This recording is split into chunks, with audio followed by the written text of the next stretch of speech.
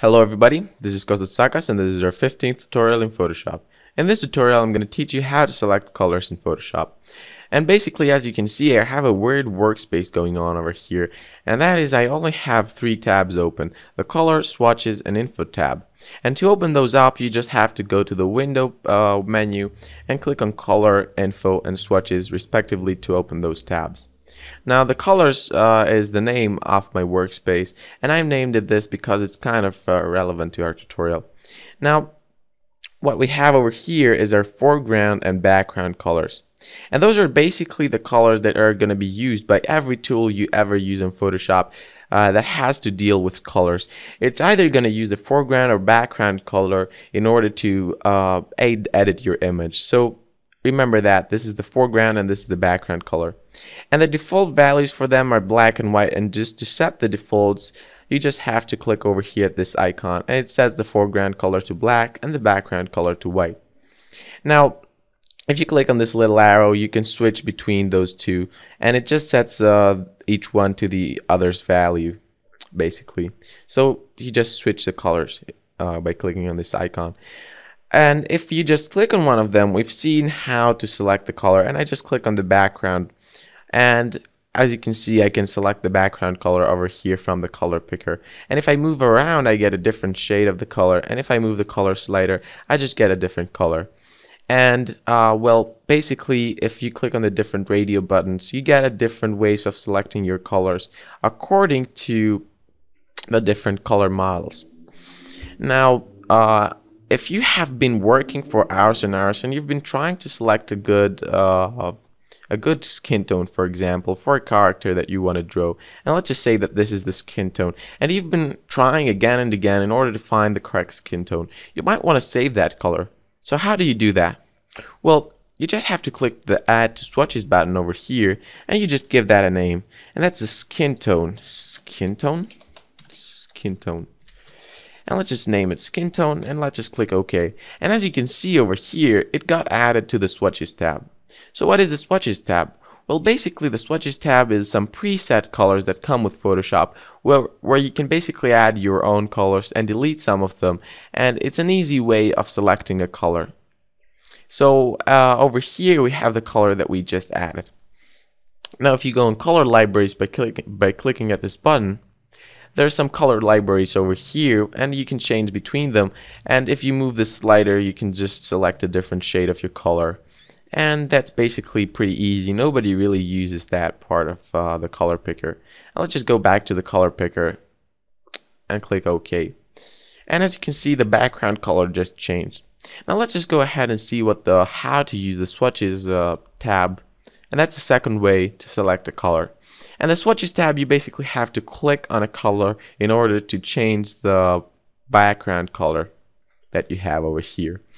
And what you can also do is by right clicking, you can by right clicking over here at the gray area, you can just add a new color. By right clicking on a color, you can add new swatch, rename that, or delete it.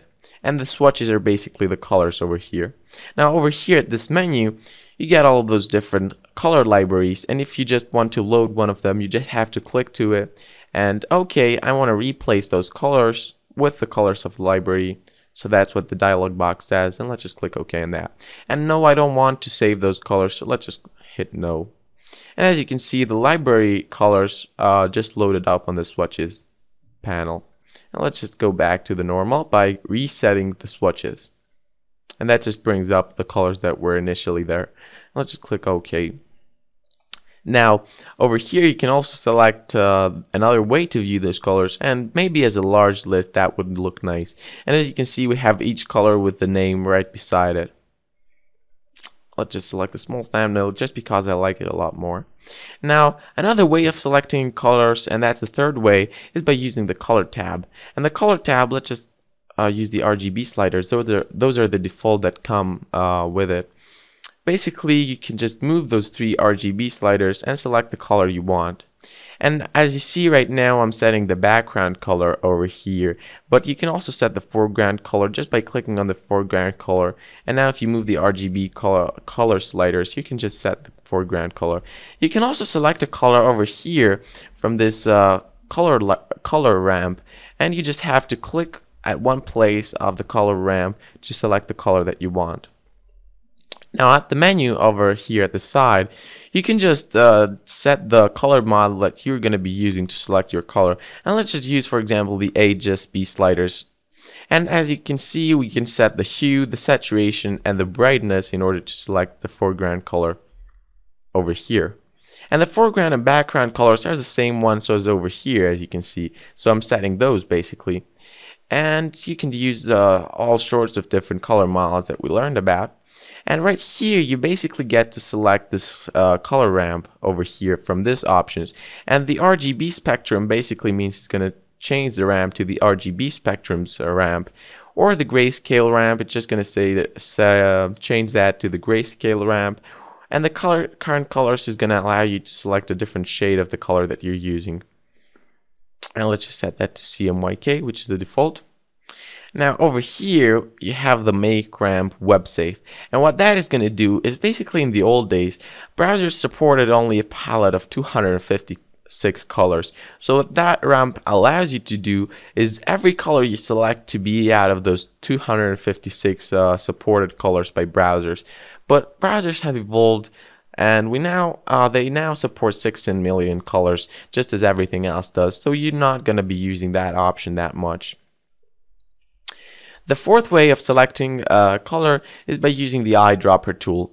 And the eyedropper tool is over here at this menu. And how it works is you basically get to just click on the image, and as you can see, it selects a different foreground color for me over here. And it just changes by clicking. Now, an interesting option from the tool options is selecting at the sample size. And the sample size, let's just set it to maximum.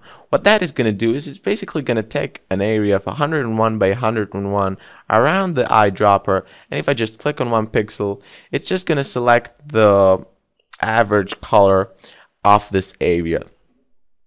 So let's just set that back to point sample. And the sampling ring, what that does is it basically shows a sampling ring around your eyedropper tool. And the bottom color is the color that is selected right now, the current color, and the top color at the ring is the color that you have selected right now. It's the new color that you selected. So if I just set that back to this average, you can just better get the idea. You see that the tone doesn't change much because we pick a color from an area, from a larger area of pixels. So let's just set that back to point sample. And that's what the sampling ring option does. Now the next tool, the fifth way of selecting a color, is using the color sampler tool. And basically what that does is, as soon as I select a sample, and I can select up to 4 samples, we just get to see the info tab. And for each one of those samples, you get to see their RGB values over here at the info tab. And the RGB values appear right here.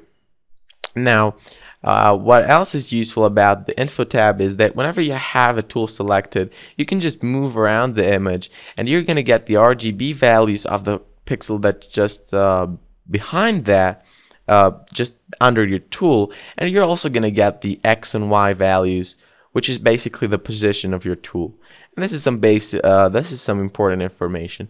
And if we go back to the color sampler tool, we can just click on clear, and it's just going to clear all of those 4 color samples, and they disappear from the info tab as well.